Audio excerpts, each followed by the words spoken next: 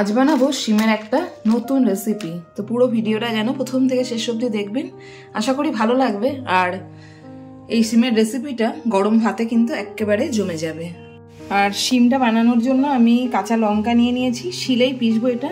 আর এর মধ্যে দেবো হচ্ছে একটু পোস্ত, আর দিয়ে দেবো একটু সর্ষে। ব্যাস এতটাতেই হয়ে যাবে।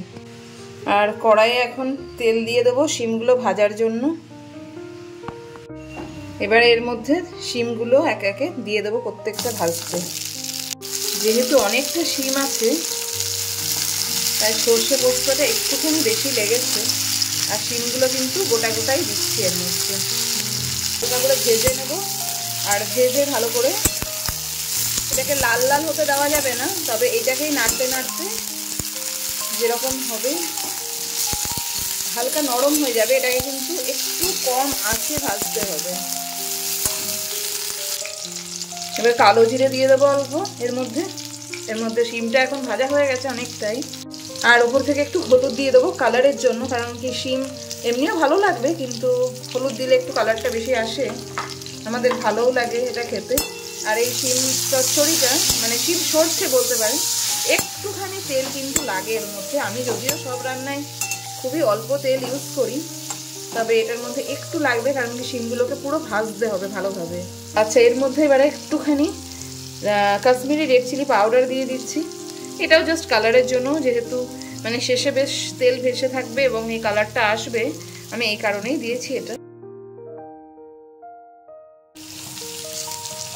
আর এবার আমি কিন্তু হালকা করে নুনটাকে কিন্তু অ্যাড করে দেবো এর মধ্যে। দেখবো এরপরে যদি আরেকটু নুন লাগে অ্যাড করবো, তবে এখন এটাতেই কাজ চলে যাবে। তো এটা দেওয়ার পর কিন্তু এর কালারটা কিন্তু দারুণ এসছে সিমের, না? কালারগুলো এই কারণেই দেওয়া হয়। হলুদ তো এমনিও শরীরের জন্য ভালো, তবে কাশ্মীরি রেড চিলি পাউডারটা দেওয়ার পর কালারটা কিন্তু খুব সুন্দর এসছে, তাই না শিমগুলো? এবার আরেকটুখানি আমি ঢাকা দিয়েই ভাজতে দেবো, তারপরে আমি সর্ষে বাটা পোস্ত বাটাটা অ্যাড করব। শিমটা দেখছি পুরো নরম হয়ে গেছে, এর মধ্যে আমি সর্ষে বাটা আর পোস্ত বাটাটা দিয়ে দিচ্ছি। এটা দিয়ে কিন্তু ভালো করে পুরো নাড়াচাড়া করে নিতে হবে। আর এরপরে আর বেশি রান্না নেই, নুন পরিমাণ মতো দেওয়া হয়ে গেছিলো। কেউ যদি পছন্দ করে চিনি, একটু চিনি দিতে পারা যায়। এবার রান্নাটা প্রায় কমপ্লিট হয়েই গেছে। এখন শিমটাতে আমি আর একটুখানি জল দিয়ে দিলাম, একটু সিদ্ধ হবে বলে। আর আমি এর মধ্যে একটু চিনি অ্যাড করে দেবো, একটুখানি চিনি অ্যাড করে দিলাম।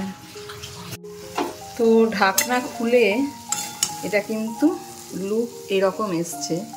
এটা কিন্তু গরম ভাতে যে যখন খাবো সেটা কিন্তু শেয়ার করব। আউটস্ট্যান্ডিং একটা লুক এসছে।